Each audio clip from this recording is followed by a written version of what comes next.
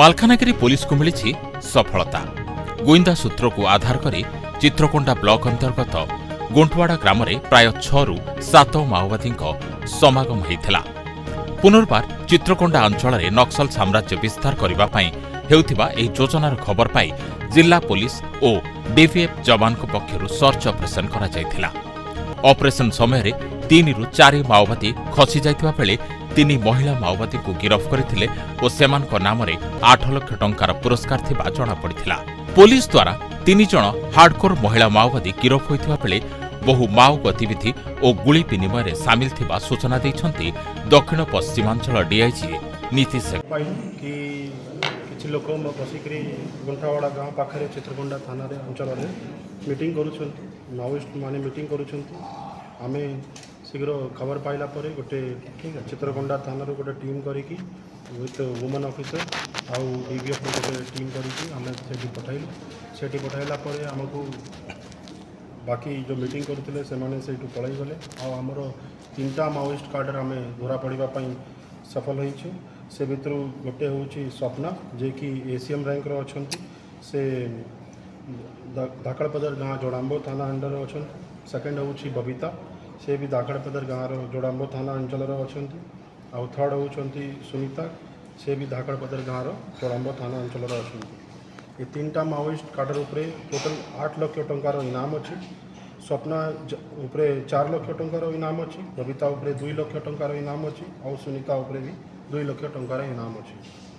ଏମାନେ ବିଭିନ୍ନ ମାଓଇଷ୍ଟ ଇନସିଡେଣ୍ଟରେ ଇନଭଲ୍ଭ ଅଛନ୍ତି, ବୋଥ ଆମର ଓଡ଼ିଶା ଅଞ୍ଚଳରେ ଏଜ୍ ୱେଲ୍ ଏଜ୍ ଛତିଶଗଡ଼ର।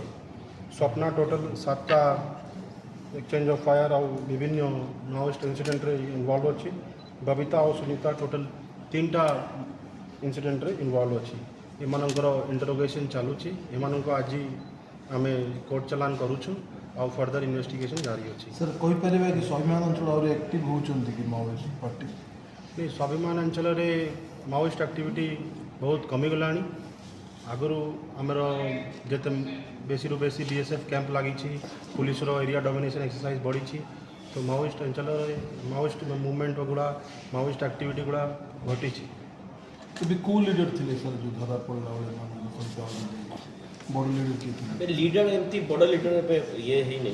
ଯାହା ଗୋଟେ ମିଟିଂ ହେଉଥିଲା, ମାନେ ଆମେ ଯାହା ଆମର ଅନୁମାନ ଅଛି କି ସେମାନେ ଲୋକକୁ ଆଉ ମୋଟିଭେଟ୍ କରିବା ପାଇଁ ତାଙ୍କର ଚେଷ୍ଟା ଚାଲୁଥିଲେ, ତ ସେମାନେ ଧରା ପଡ଼ିଛନ୍ତି। ଏମିତି କିଛି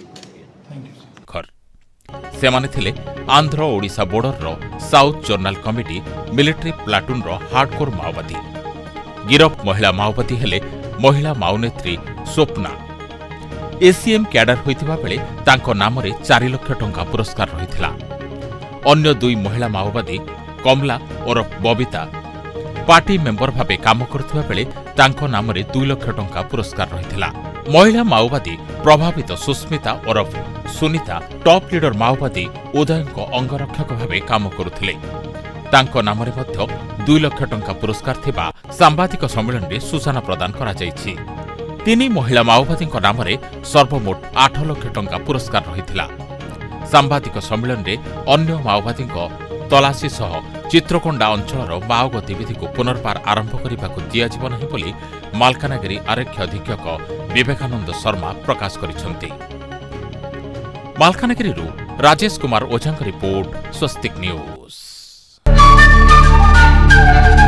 ଗତ 26 ତାରିଖ ଠାରୁ 29 ତାରିଖ ପର୍ଯ୍ୟନ୍ତ ଭୁବନେଶ୍ୱରସ୍ଥିତ ଉତ୍କଳ କାରାଟେ ସ୍କୁଲଠାରେ ଡକ୍ଟର ହରିପ୍ରସାଦ ପଟ୍ଟନାୟକଙ୍କ ଆନୁକୂଲ୍ୟରେ 14ତମ ସର୍ବଭାରତୀୟ କରାଟେ ପ୍ରତିଯୋଗିତା ଉଦ୍ଯାପିତ ହୋଇଥିଲା। ଏହି ପ୍ରତିଯୋଗିତାରେ ବିଭିନ୍ନ ରାଜ୍ୟରୁ ବାଳକ ବାଳିକା ମିଶି 1200 ଜଣ ପ୍ରତିଯୋଗୀ ଅଂଶଗ୍ରହଣ କରିଥିଲେ। ସେଥିମଧ୍ୟରୁ ଟିଟଲାଗଡ଼ରୁ 28 ଜଣ ପ୍ରତିଯୋଗୀ ଅଂଶଗ୍ରହଣ କରି ବିଭିନ୍ନ ବର୍ଗରେ କାତା ଓ ଫାଇଟ୍ ବିଭାଗରେ 13 ଗୋଟି ସ୍ୱର୍ଣ୍ଣପଦକ, 11 ଗୋଟି ରୌପ୍ୟ ଏବଂ 14 ଗୋଟି ତାମ୍ରପଦକ ସର୍ବମୋଟ 38ଟି ପଦକ ହାସଲ କରିଥିଲେ। ଏହି ପ୍ରତିଯୋଗିତାରେ karate India organisation chief technical director Hansie Bharat Sharma ଯୋଗଦେଇ ପୁରସ୍କାର ବିତରଣ କରିଥିଲେ ଏବଂ ସନସାଇ ସୁରେଶ ଜାଲ ଓ ସନସାଇ ବ୍ୟାମକେଶ ବେହେରା ରେଫରୀ ଓ ବିଚାରକ ଭାବେ ତୁଲାଇଥିଲା ବେଳେ ଶ୍ରଦ୍ଧାଞ୍ଜଳି ଜାଲ ଓ ରାହୁଲ ଜାଲ କୋଚ୍ର ଭାର ତୁଲାଇଥିଲେ। ଜିଲ୍ଲା କରାଟେ ସଂଘ ବଲାଙ୍ଗୀର ଟିଟଲାଗଡ଼ ତରଫରୁ ସଭାପତି ଆଇନଜୀବୀ ମନୋଜ କୁମାର ହାତୀ, ସଭାପତି ସତ୍ୟବ୍ରତ ପଣ୍ଡା ଓ କୋଷାଧ୍ୟକ୍ଷ କ୍ଷୀରୋଦ କୁମାର ସୁନା ଓ ସହରର ବୁଦ୍ଧିଜୀବୀ ଓ କ୍ରୀଡ଼ାପ୍ରେମୀ ଛାତ୍ରଛାତ୍ରୀ ଅଭିଭାବକମାନେ ଧନ୍ୟବାଦ ଅର୍ପଣ କରିଛନ୍ତି। ଟିଟିଲାଗଡ଼ରୁ ସୁଧୀର କୁମାର ସାହୁଙ୍କ ରିପୋର୍ଟ, ସ୍ୱସ୍ତିକ ନ୍ୟୁଜ୍।